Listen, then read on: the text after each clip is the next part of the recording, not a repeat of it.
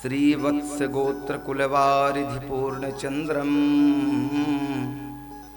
गोविंद देशिक पदाब्ज रसैक भृंगम श्री संप्रदाय सिद्धांत विवेक निष्ठम आचार्य वर्य घनश्याम गुरुम नमामि। नारायणं नमस्कृत्यं नरं चैव नरोत्तमं देवी सरस्वती व्यासं ततो जयमुदीरयेत्। नमः परमहंसाय स्वादिचरणकमलचिन्मकरन्दाय भक्तजनमानसनिवासाय श्रीरामचन्द्राय नमः। सीताया रामं च जानकीनाथ प्राणवल्लभः श्रीवत्सं चरणास्तः तं देवी परमेश्वरीं। भक्ति भक्त भगवंत गुरु चतुर्नाम बपुए इनके पद बंदन किए नासहि विघ्न अनेक।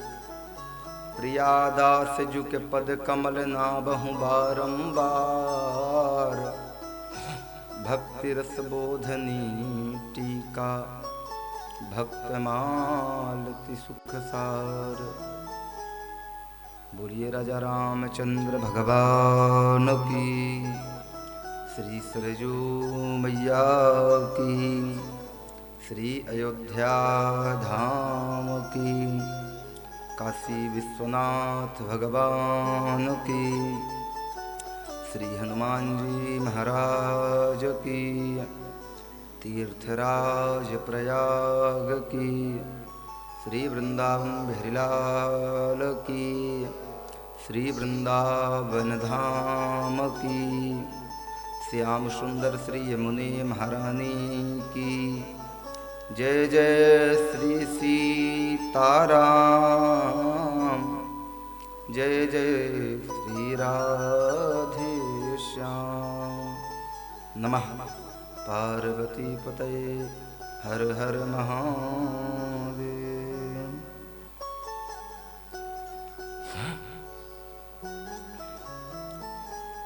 नंद नंदन यशोदा नंदन भक्त और चंदन हम सबके श्री लाडले ठाकुर श्री राधा गोविंद भगवान के चरणों में साष्टांग प्रणाम एवं उनकी आह्लादनी शक्ति त्रिपुण सुंदरी वृषभानु दुलारी श्री कीर्ति सुता के चरणों में साष्टांग प्रणाम करते हुए इस कथा के परमाराध्य राजा रामचंद्र भगवान के चरणों में साष्टांग प्रणाम। मिथिलेश्वरी श्री जगदबंदिता जनकेश्वरी जनकात्मजाः राम प्राणवल्लभाः राम प्रियवासिनी श्री जनक दुलारी के चरणों में साष्टांग प्रणाम। यज्ञ मंडप के अंदर बैठे हुए सभी भूदेवों के चरणों में विप्र चरणों में कोटि कोटि प्रणाम। पंडाल में बैठे हुए सभी सज्जन वृंद भगवत रसिक कथा के पथ पथिक जिनके हृदय में हमारे परमाराध्य ठाकुर विराजमान हो रहे हैं, भगवत चरण कमलानुरागी बंधुओं एवं भक्ति स्वरूप श्री माताएं सभी को व्यासपीठ से जय श्री कृष्ण जय श्री राधे। नित्य 2 तारीख से चलकर 10 तारीख तक चलने वाली ये श्रीमद् वाल्मीकि रामायण की कथा आज विश्राम दिवस में आकर पहुंची। आज कथा का विश्राम है एवं नवम दिन है और नवम दिन की ये द्वितीय सत्र है। प्रथम सत्र में श्रीमद् वाल्मीकि रामायण का पारायण होता है और उसी का शब्दार्थ श्लोकार्थ जो भवार्थ होता है वो वाणी से टूटी फूटी वाणी से कहा जाता है। महत सौभाग्य का विषय हम लोगों का और हमारे ठाकुर जी की बड़ी कृपा से हम सब लोग भगवान के इस पतित पावन नाम को श्रवण करने का सौभाग्य प्राप्त कर रहे हैं। जब ठाकुर जी की बड़ी कृपा होती है तब जाकर कहीं ऐसे सौभाग्य कार्यक्रम में हमको शामिल होने का अवसर प्राप्त होता है। जब गोविंद की महत कृपा होती है, लगता तो है कि हम सहज में ही आ गए, हमको एक कार्ड मिला हो पहुंच गए। ऐसा नहीं है। कभी कभी ऐसा देखने में आता है कि हम जा कहीं और रहे हैं और मुड़ कहीं और जाते हैं। जब हमारे पूर्वजों का आशीर्वाद प्राप्त होता है तब जाकर के कहीं ऐसे शुभ कार्य करने के लिए हमको अपने घर में अवसर प्राप्त होता है। बहुत सारे लोग हमेशा सोचते रहते कि कभी हम भी करेंगे कराएंगे, पर कोई न कोई बात सामने आ जाती है। कहीं धन आ जाता है तो कहीं परिस्थिति आ जाती है, कहीं जन न होने के कारण कि कार्यकर्ता नहीं है, अकेले हम क्या क्या करें। पर जब सारे गुण समन्वित हो जाते हैं तो वही ठाकुर जी की कृपा होती है। सारे गुण हमारे सामने अलंकृत हो जाएं और ऐसे कार्य सौभाग्य युक्त हमको प्रदान हो जाए, यह ठाकुर जी की कृपा होती है। देखिए, 2-3 जगह बिना गोविंद की कृपा से हम नहीं जा सकते। भगवान की कथा में और भगवान के धाम में। भगवत धाम में भी हम बिना भगवान की मर्जी से नहीं जा सकते। वैसे तो हम इधर उधर भले घूमते रहें, तो ठाकुर जी के धाम में भी हम नहीं जा सकते। भगवान की कथा सुनना भी एक भक्ति है। इस भक्ति को अवश्य करना चाहिए और ये पहली भक्ति है। इसको श्रवण भक्ति कहते हैं। श्री प्रहलाद जी महाराज अपने पूज्य पिता हिरण्याकश्यप को समझाते हुए कहते हैं कि श्रवणम कीर्तनम विष्णु स्मरणम पाद सेवनम अर्चनम वंदनम दास्यम साक्ष्य आत्मनिवेदनम। हे प्रभु, पूज्य पिताजी जान लीजिए कि श्रवण भक्ति पहली भक्ति है, जो कि रामचरितमानस में रामायण में 9 प्रकार की भक्ति बताई गई है। और 9 भक्तियों में से सबसे पहली भक्ति है श्रवण भक्ति। ये बड़ी सहज है। कर्ण रंध्रों के माध्यम से हमारे हृदय पटल में राम कथा विराजमान होती है और हमारे हृदय पटल में जब ये कथा जाती है तो हमारा अंतःकरण शुद्ध हो जाता है और अंतःकरण में बैठे हुए हमारे श्री राघव पुलकित हो जाते हैं। तो हमारा ये चित्त, हमारा व्यवहार, हमारी स्मृति, हमारे जीवन की शैली परिवर्तनशील हो जाती है। ये कथा का एक अपना महत्व है। इसलिए हमको दत्त चित्त होकर के भगवान की कथा श्रवण करनी चाहिए। और भागवत में टीकाकारों ने 64 प्रकार की भक्ति कही है। 64 प्रकार की भक्तियों में से भी प्रथम भक्ति श्रवण भक्ति। पहली भक्ति है भगवान की कथा को श्रवण करना। जैसे मान लीजिए कोई व्यक्ति जहाँ कथा होती है वहाँ झाड़ू बहारू करते, ये और उत्तम भक्ति है। इसमें अपने मार मर्दन होने की गंभीरता में नहीं आना चाहिए कि हमको किसी ने झाड़ू लगाने के लिए कह दिया, हमको किसी ने भक्तजनों के भोजन करने के बाद पत्तल उठाने के लिए कह दिया। अब देखिए, रामायण की कथा है, भागवत की कथा में तो जब युधिष्ठिर जी अश्वमेध यज्ञ करते हैं तो अश्वमेध यज्ञ में हमारे भगवान श्री कृष्ण कहते हैं कि पत्तल उठाने का काम मैं करूँगा, बाकी काम तुम देख लो अपने हिसाब से। पत्तल उठाने का काम मैं करूँगा और हमारी पटरानी रुक्मणी, जो लोग भोजन करने के बाद जिनका उच्चिष्ट प्रसाद नीचे गिर जाता है वहाँ चौका लगाने का काम रुक्मणी करेंगी। जगत नियंता, जगत पालन करता श्री कृष्ण और रुक्मणी लक्ष्मी स्वरूप जब ये काम करने के लिए तैयार हैं तो हम कहाँ के कीड़े मकोड़े हैं। कल आपको बताए थे कि अनंत ब्रह्मांड में अनंत पृथ्वी चलती रहती है। और उन अनंत जीवों में हम जीवों की कोई वही वैल्यू ही नहीं है। इसलिए हमें दत्त चित्त होकर के भगवान की कथा, पांडाल में झाड़ू लगाना, बहारू करना, सज्जन वृंदों को, भक्त जनों की सेवा करना, दत्त चित्त होकर के उनको प्रणाम करना, प्रिय भाषा से सबको बोलना, आए हुए अतिथियों का सबको प्रेम से आह्लादित करना, ये कथा की भक्ति है। और जिसने संसार में इन व्यवहारों को सीख लिया उसे पूरा जमाना याद रखता है। आप किसी से जाओगे तो पहली बार किसी से मिलोगे तो पहले उसके स्वरूप का अट्रैक्शन होता है कि स्वरूप से बड़ा दिव्य लग रहा है। जब उससे बात करोगे तो लगेगा कि ये गुण भी इसकी अच्छे हैं। समाज में दो ही चीज चाहिए, हमारा पर्सनल होता है व्यवहार। ये कथा हमको यही सिखाती है, मधुर्याति मधुर कथा। जहाँ भगवान की कथा होती है, बात आ गई तो आपको बता दें, प्रयागराज में भरद्वाज जी के आश्रम में यज्ञवाल्क जी कथा कर रहे थे। यज्ञवाल्क जी कथा कर रहे थे, बड़े मन से कथा सुनिए कि बड़ी पवित्र कथा है भक्तमाल की। तो यज्ञवाल्क जी कथा सुना रहे थे और यजमान के रूप में श्री भरद्वाज जी अपने ही आश्रम में कथा सुन रहे थे। तो वैसे ही उस समय दोनों सत्र में कथा होती थी, 9 से 12, 3 से 6, दोनों सत्र में कथा होती। तो देखने में क्या आता था कि कुछ नई तरुणी स्त्रियां कथा सुनने के लिए आती थी। नव विवाहिता नई तरुणी स्त्रियां कथा श्रवण करने के लिए हेतु आती, पर जब वो आती थी कथा श्रवण के लिए तब तो दिखाई देती थी, पर वो कब चली जाती थी ये किसी को पता नहीं चलता था। और ये क्रम डेली यज्ञवाल्क जी और भरद्वाज जी भी देखते थे। और बड़ी बात यह है कि जब वो आती थी तो कथा शुरू होने के 1 घंटे पहले आ जाती थी, तो पूरे पांडाल की सफाई करती, पूरे पांडाल, वो तीनों स्वरूप से बड़ी सुंदर और बिल्कुल किंचित मात्र में उनके व्यवहार में ऐसा नहीं लगता था कि एक भगवत रसिक नहीं है।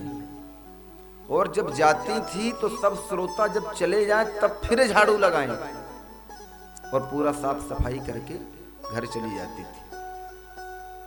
जब कथा का विश्राम दिवस आया जैसे आज, तो यज्ञवाल्क जी ने उनको पूछा, ठीक उनके जाने के पहले सायंकाल की बेला में पूछा कि देवियों आप कहाँ से आती हैं, आपका स्थान कहाँ है, और आप लोग स्वरूप से बड़े दिव्य माधुर्य लग रही हैं, आप अपना परिचय बताएं। तो उन तीनों देवियों ने कहा कि देखिए हम गंगा, यमुना और सरस्वती हैं। प्रयागराज में जो कथा हो रही थी तो वो आने वाली देवियां कहती हैं कि हम गंगा, यमुना और सरस्वती हैं। बोले आप तो वैसे ही पवित्र हो। अरे दुनिया के पापी गंगा में, यमुना में, सरस्वती में स्नान करते हैं और अपने पापों का शमन करते हैं, फिर आप क्यों कथा सुनने के लिए आती हैं? आप क्यों आती कथा सुनने के लिए? तो कहा कि प्रभु आपने जो मैं कहने वाली थी वो आप पहले ही कह चुके। दुनिया के लोग आते हैं कथा सुनने के लिए और अपना अपना पाप हमारे ऊपर छोड़कर चले जाते हैं, क्योंकि सब लोग कथा सुन के रखे हैं कि गंगा जी में जाएंगे तो हमारे पाप समाप्त हो जाएंगे। तो पहले पूरे वर्ष पाप करेंगे और फिर माघ महीने में जाकर के कल्पवास करेंगे तो पाप समन हो जाते हैं। और ये कोई कहने की बात नहीं है, जाने अनजाने में हर व्यक्ति के जीवन में कोई घटना हो ही जाती, पाप हो ही जाता है। तो उन्होंने कहा कि सारे लोग आकर के पाप करते हैं तो हम पाप से मलिन हो जाती हैं। जहाँ भगवान की ये सुंदर रमणीय कथा चलती है, भगवान श्री राम की कथा होती है, वहाँ आने वाले जितने भक्त होते हैं उन भक्तों की जो चरण की रज होती है उससे जब हम अपने मस्तक में उसका अभिषेक करते हैं तो हमारा पाप समन हो जाता है, हमारा पाप नष्ट हो जाता है। जो भक्तजन आते हैं उनके चरणों की धूली बड़ी पवित्र होती है। अब वो पवित्र धूलि जब हमारे मस्तिष्क में पड़ती है तो हमारा पूरा शरीर स्वच्छ एवं पवित्र हो जाता है। इसलिए हम लोग यहाँ आते हैं। यज्ञबाल्क जी ने उनके चरणों में प्रणाम किया। धन्य है देवियाँ, आपने आने वाले संसार को एक सीख प्रदान की है। श्री नाभादास गोस्वामी भक्तमाल में इस कथा का वर्णन करते हैं। ऐसी पवित्र ये कथा है और श्रवण भक्ति पहली भक्ति है। माता सबरी का प्रसंग कल हमने कहा है। हमारी कथा ही कल सायंकाल की सबरी तक हुई है। सबरी के प्रसंग में राम जी दोनों के मध्यस्थ में यही संवाद होता है। दोनों के मध्यस्थ यही संवाद होता है कि भक्ति कौन सी श्रेष्ठ है। बोले सबसे पहली भक्ति है श्रवण भक्ति। क्यों? क्योंकि बाकी भक्ति करने में समय लग सकता है, सामग्री की आवश्यकता होती है, पैसे की आवश्यकता होती, धन की आवश्यकता होती है, मगर इसमें कुछ आवश्यकता नहीं है। आपको केवल एक खर्च करना है। क्या? बोले शांति का खर्च करना है। शांति से बिना बात किए दत्त चित्त होकर के और बैठ जाना है, आपकी भक्ति संपूर्ण हो जाएगी। देखिए, मैं ये बात इसलिए नहीं कह रहा हूं कि आप कथा शांति से सुने, ये बात शास्त्र युक्त बात है। और प्रहलाद जी कहते हैं कि श्रवणम कीर्तनम विष्णु। पहले श्रवण भक्ति है, फिर कीर्तन है। कीर्तन तो करना चाहिए मगर पहले श्रवण करना चाहिए। इसलिए ये भगवान की कथा को हम सब लोग बड़े भाव से सुने। श्री राम जी माता जानकी को ढूंढते हुए मैया सबरी के आश्रम में गए। मैया सबरी के आश्रम में गए तो दोनों शोकाकुल हैं। राम जी माता जानकी के बिछुड़ जाने के कारण शोकाकुल हैं और सबरी राम जी के दर्शन के हेतु शोकाकुल है। आंखें दोनों की प्यासी हैं। जानकी जी ने राम जी का बिछोह हो गया, इसलिए दुख में है। जैसे ही राम जी सबरी के पास आए तो दोनों की आंखों में अश्रु प्रवाह है, क्योंकि हृदय पटल में जो दर्द होती है, जो पीड़ा होती है, उसे वही समझ सकता है जो उस पीड़ा को सह चुका है। मनोरंजन में रहने वाले व्यक्ति के सामने आप अपनी पीड़ा व्यक्त करोगे तो भला वो कैसे जानेगा? आपकी पीड़ा तो वही जानेगा ना जो वो उस पीड़ा से गुजर चुका है। तो मैया सबरी तो कई पीड़ाओं से गुजर चुकी है। बाल्यावस्था में जंगल आ गई, मतंग ऋषि के आश्रम में रही, दर दर के ठोकरें खाई, बूढ़ी हो गई तब भी राम जी के दरस नहीं हुए। तो आज कौशल्या मैया को पास ना होने के कारण राम जी ने सबरी को प्राप्त किया, तो ऐसा ही अनुभव हुआ जैसे मैया कौशल्या मुझे मिल गई। ठीक वैसे ही अनुभव हुआ, ठीक वैसे ही अनुभव हुआ। दोनों ने एक दूसरे से मुलाकात की और माता सबरी से राम जी पूछते हैं कि माँ, मुझे आगे जाना है दक्षिण की दिशा में, मुझे आप बताइए, रास्ता बताइए। क्योंकि आपका शरीर अत्यंत जर्जर दिखाई दे रहा है। इससे ये पता चलता है कि आप काफी समय से यहीं विराज रही हैं। आप काफी समय से यहीं विराज रही हैं। हे माँ, मुझे आगे जाने का पता बताइए। तो मैया सबरी ने बताया कि चले जाइए पंपा सरोवर, दक्षिण की दिशा में किष्किंधा आदि पर्वतों का, किष्किंधा आदि राज्यों का, ऋष्यमुख पर्वत इत्यादि का पता बताया। और राम जी श्री लक्ष्मण जी के साथ वहां से आगे चले। अब इधर उधर वन उपवन को देखते हुए, इधर उधर के वन उपवनों को देखते हुए सब देखा, खूब विकल होकर के माता जानकी को ढूंढ रहे हैं। कहीं लक्ष्मण से रोते और लक्ष्मण कहीं राम से रोते, कहीं पेड़ पौधों से माता जानकी का पता पूछते, कहीं वहाँ विचरण करने वाले पशु पक्षियों से पूछते, कहीं जंगल के देवताओं से पूछते, वनों के देवताओं से पूछते, पर कहीं जानकी का पता नहीं मिला। बार बार विलाप करते, हे रामे लक्ष्मणे तिचा, हे सीते बंदरे दिशा, मैं राम हूँ और तुम सीता हो, कैसे अलग हो सकते हैं? क्या कभी शरीर से प्राण अलग हुए हैं? क्या कभी शरीर से प्राण अलग हुए? और जब शरीर से प्राण अलग हो जाते हैं तो शरीर की कोई गति नहीं रहती, गति रुक जाती है। इस शरीर में रोग बाधा तभी तक रहती है जब तक इस शरीर में प्राण होता है। भयंकर से भयंकर रोग जब शरीर से प्राण चला जाता है तब वो रोग भी छोड़ देता है, वो रोग भी साथ नहीं जाता। उसी प्रकार से श्री राम जी कहते हैं कि हे जानकी, तुम कैसे मुझे छोड़ के चली गई? क्या करें हम, कहाँ ढूंढें? कहीं आकाश की ओर देखते हैं, कहीं धरती की ओर देखते हैं, कहीं पता नहीं मिला। बस यही दोनों भाई विचार करते, पास में कोई है भी नहीं जिससे अपना दुख रोएं। यहाँ पर लक्ष्मण जी ने श्री राम जी को बहुत समझाया कि मां तिष्ठस्तु देवत्तम भविताम भवितात्मनाः काम श्रृंगारस्य पुरुषा कामस्तम भविता हरतः।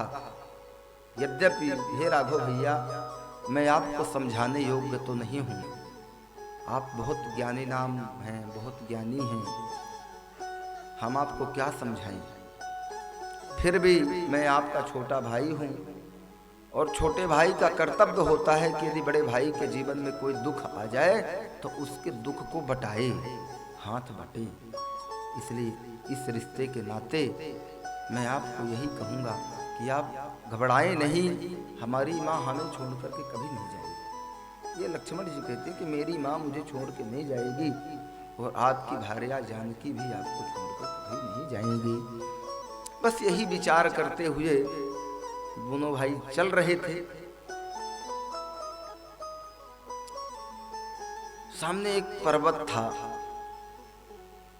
और पर्वत में दो लोग बैठे हुए थे, बातें कर रहे थे आपस में, कुछ बेचारे डरे हुए से। तो क्या दिखाई दिया कि सुग्रीव और हनुमान जी आपस में बैठे। राम जी से मिलने से पहले हनुमान जी सदैव सुग्रीव के साथ ही रहते थे,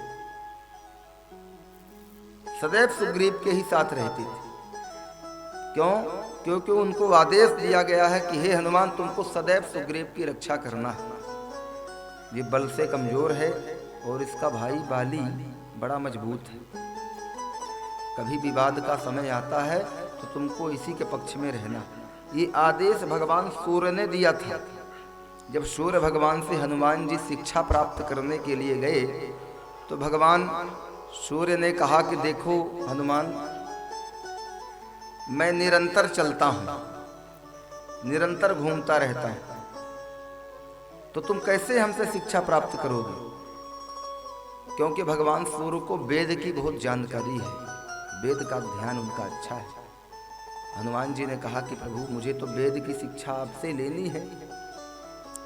कहा कि देखो, हम तो कहीं भी रुकते नहीं, तो कैसे प्राप्त करोगे? कहा प्रभु, आप चलोगे उसी स्पीड से हम भी चलेंगे, उसी गति से हम भी चलेंगे। तो बोले कि कैसे चलोगे? शिक्षा हमेशा गुरु के सन्मुख बैठ करके लेना चाहिए।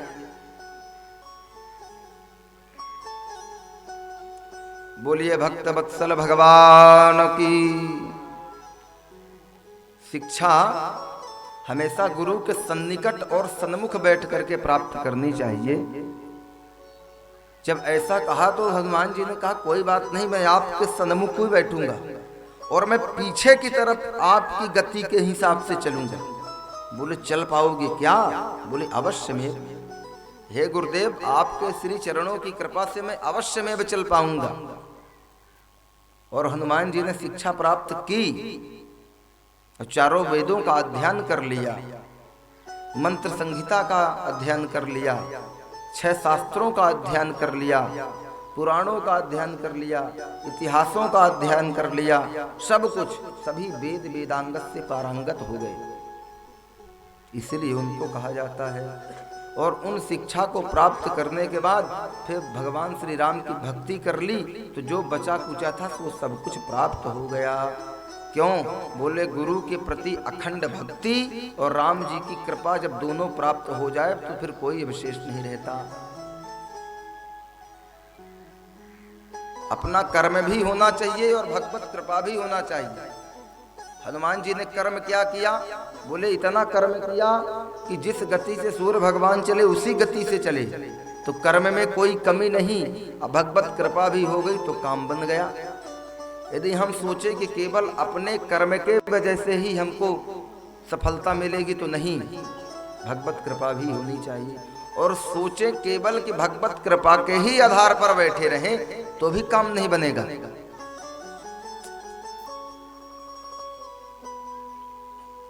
केवल भगवत कृपा के आधार पर ही बैठे रहें तो भी नहीं। हम सोचे हैं कि हे भगवान आप मुझे भोजन ला दो, तो नहीं मिलेगा, भोजन बनाना पड़ेगा। भगवान ने हम पे कृपा की, हमारे हाथ सही है, पैर सही है, नेत्र सही है, हमारा ब्रह्मरंध्र सही है। जब सब कुछ सही तो ये ठाकुर जी की कृपा है। पूरा शरीर हमको सही से मिला है तो कर्म करने में कोई परहेज नहीं है। भगवान सूर्य ने शिक्षा दी। शिक्षा के बाद गुरुदेव की दक्षिणा होती है। तो भगवान सूर्य ने कहा कि हनुमान हमने तुमको वेद का ध्यान कराया है, हमको कुछ गुरु दक्षिणा नहीं दोगे? कहा गुरुदेव आप कैसी बात कर रहे हैं, हम अवश्य में आपको देंगे, आप जो कहें। बोले हम जो कहेंगे वो दोगे? बोले अवश्य देंगे प्रभु। बोले अवश्य? बोले हाँ अवश्य। तो कहा कि तुम निरंतर मेरे पुत्र की रक्षा करना, यही गुरु दक्षिणा है। तुम निरंतर मेरे पुत्र की रक्षा करना, यही गुरु दक्षिणा है, और कोई गुरु दक्षिणा नहीं। बोले अच्छा। तो भगवान सूर्य के पुत्र हैं कौन? अंश से निकले हैं सुग्रीव जी, और इंद्र के अंश से निकले हैं वाली, पवन देव जी के अंश से निकले हैं श्री हनुमान जी, अश्वनी कुमार के अंश से निकले हैं नल और नील। ये सब लीला करने आए हैं। स्वयं नारायण ही आए हैं, लक्ष्मी जी जानकी के रूप में आए हैं, ब्रह्मा जी जामवंत के रूप में आए हैं। सब यहाँ विचरण कर रहे हैं। और शंकरास्त्र प्रतिवेतन परितई नमः, रुद्र के रूप में भी हनुमान जी को बताया जाता है। इस तरह से यहाँ सब लोग लीला कर रहे हैं। तो हनुमान जी को आदेश दिया भगवान सूर्य ने कि निरंतर उनकी सेवा में तुमको रहना है। तो उसी प्रकार से आज बाली से डर के मारे ये हमेशा किष्किंधा में रहते। किष्किंधा के अंदर ऋष्यमुख पर्वत है, वहीं पे विराजमान रहते हैं, अपना निरंतर भक्ति शक्ति किए। और ये उन्हें पता है कि बाली यहाँ नहीं आएगा, इसलिए ऐसी कोई बात नहीं। राम जी उधर से आ रहे हैं और लक्ष्मण जी के साथ। तो हनुमान जी ने और सुग्रीव ने दूर से देखा तो ये दोनों आपस में बात करने लग गए कि हमको लगता है कि यहाँ बाली नहीं आ पाएगा। तो बाली ने कहीं ऐसा तो नहीं कि कोई दुश्मन भेज दिया है हमारे लिए, हमको तो लगता है। अब सुग्रीव ऐसा था कि किष्किंधा के अंदर यदि कोई कीट पतंग भी आ जाए तो उनको डर ही लगता था कि पक्का मेरा वध करने के लिए कोई ना कोई आ रहा है। बेचारे डरे शर्मे से रहते हैं। उनकी पत्नी रोमा का भी हरण कर लिया। अब रोमा भी उनसे दूर चली गई, कोई बातचीत करने। हनुमान जी रहते थे, कोई बात नहीं भाई, मिल जाएगी पत्नी, चिंता मत कर, समझाते रहते थे। समझा कौन रहा है? जो स्वयं ब्रह्मचारी है, बड़े भाव से समझाते। दूर से राम लक्ष्मण जी को देखा तो सुग्रीव जी ने कहा कि हनुमान हमें लगता है कि हमारा कोई दुश्मन ही आ रहा है। हनुमान जी ने कहा कि तुम कैसे कह सकते हो कि कोई दुश्मन ही आ रहा है? अरे जब किसी के बारे में जानो समझो, वो उस तरह का कार्य करे, तब तो पता चलेगा कि सामने से दुश्मन आ रहा है। अभी देखा नहीं, सुना नहीं, बातचीत नहीं की, दुश्मन कैसे ठहरा सकते? पहले उससे बात करें, उसकी मधुराधि मधुर वाणी को सुने, उसके सुंदर मुखमंडल की आकृति को देखें, तब तो जानेंगे। क्योंकि प्रायः स्वरूप देखने के बाद आदमी के गुणों का पता चल जाता है कि ये किस गुण का है, ये कितने पानी में है, उसका अंदाजा निकल जाता है स्वरूप देखने मात्र से। वो बात नहीं करेगा, 2 कदम चलेगा तो उतने में अंदाजा आ जाता है कि ये व्यक्ति किस भाव का है, तर्क का है कि कुतर्क का है, कि गुणी है कि अवगुणी है, कैसा है। ये परख विशेष मानव में होती। मगर सुग्रीव जी डरे हुए हैं। तो हनुमान जी ने कहा कि चलो कोई बात नहीं, पास में आने दो। तो सुग्रीव जी ने कहा कि देखो सन्निकट आने से खतरा दिख रहा है, तुम जाओ बात करो, तुम जाओ बात करो, देखो समझो, तब बात समझ में आएगी। अब सुग्रीव जी का आदेश हुआ और सुग्रीव जी की ही सेवा में श्री हनुमान जी रहते थे। उन्होंने कहा चलो ठीक है, हम जाके बात करते हैं। हनुमान जी गए और राम लक्ष्मण बड़े सुंदर लग रहे थे, सुंदर बलकल वस्त्र धारण किए थे, कानों में छोटे छोटे कुंडल धारण किए थे और ब्रह्मरंध्र में सुंदर सी जटाएं लगी हुई हैं और हाथों में बाजूबंद पहने हुए हैं, बलकल वस्त्र धारण किए हैं, पैरों में खड़ाऊं हैं। चलते हैं तो ऐसे लगता कोई ब्रह्मचारी व्यक्ति चल रहा है। स्वरूप में अखंड तेज दिखाई दे रहा है, अखंड तेज। जो व्यक्ति अपने अवगुणों को लेकर के ढोता है उसका मुखमंडल श्रीहीन हो जाता है। यदि किसी ने मान लो बहुत बड़ा अपकर्म कर दिया हो और भले वो अपने अपकर्म को छिपाए, मगर उसका मुखमंडल निस्तेज हो जाएगा, उसके मुख में कोई तेज नहीं रहेगा, तेजहीन हो जाता है। मगर राम जी और श्री लक्ष्मण जी के मुखमंडल में तेज दिखाई दे रहा। हनुमान जी समझ गई कि ये तो बड़े ब्रह्मचारी हैं। परिचय पूछा तो हनुमान जी ने जाकर के जब पहली बार राम जी से मुलाकात की तो देखिए, मिलने जब किसी से हम पहली बार मिलते तो कैसे मिलते, यदि आप अहंकार में आकर के उससे बात करेंगे तो आप दो कौड़ी के हो जाएंगे, और सामने वाला भले कितना अहंकारी हो और आप विनम्र होकर के नम्र होकर उससे बात करें तो उसके अंदर भी हृदय कहीं ना कहीं पिघल जाएगा, वो आपसे अच्छे से पेश आएगा, अच्छे से बात करेगा, गंभीरता से आपको लेगा। नहीं तो इधर उधर की बात करोगे तो मजाक मजाक में खेल जाएगा।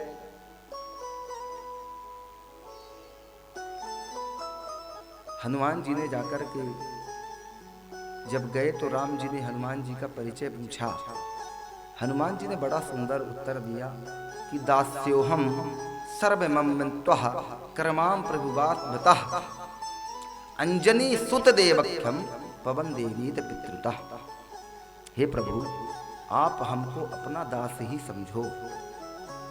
हनुमान जी ने कहा कि प्रभु आप हमको अपना दास ही समझिए, अनुचित मत लीजिएगा, मैं आपका दास ही हूँ। तो राम जी रीझ गए इस वाणी पर, न कोई बातचीत, न कोई पहले से पूर्व में मुलाकात, फिर भी ये व्यक्ति हमको अपने आप को दास कह रहा। देखिए हनुमान जी के अंदर परख बहुत अच्छी है, वो अपने आराध्य को पहचान लिए कि जिनकी सेवा में हमारा अवतार हुआ है वो हमारे आराध्य हमारे सामने आ गए। इसलिए तो सुग्रीव जी को समझा कि तुम कैसे कह सकते हो कि ये जो सामने आ रहे हैं दुश्मन। अरे स्वरूप और वस्त्र से पता चल जाता है।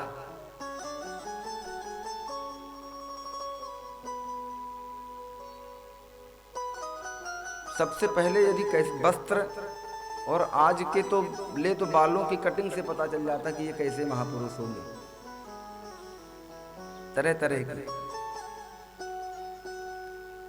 अभी एक कार्यक्रम में मैं दिल्ली में था, 15-20 दिन पहले की बात बता रहा हूँ। एक सज्जन आए रूम में हमसे मिलने के लिए, बड़े प्रभावित हुए कथा से, आए दौड़ के मिलने के लिए। तो आए, पता नहीं भगवान जाने क्या उनको आई कि उन्होंने कान में 5-6 ठो वो पहन के रखा था, यहाँ से लेके यहाँ तक। क्या पहनते हैं वो, कुछ पहनते हैं ना कान में, बाली। तो वो बाली के बड़े भाई ही बाली थे। वो इस कान में 5-6 इधर पहन रखे था, इधर भी पहन रखा था उस बंदे ने। तो मैं उसको कम उसके कान ही को देखूं बार बार, यार ये क्या बानर है कि भालू है, कौन है ये। कटिंग उसकी ऐसे कि उसके बाल केवल यहां थे, बाकी कुछ नहीं था। वो चामुंडा सा दिखाई दे रहा था यहां पे केवल।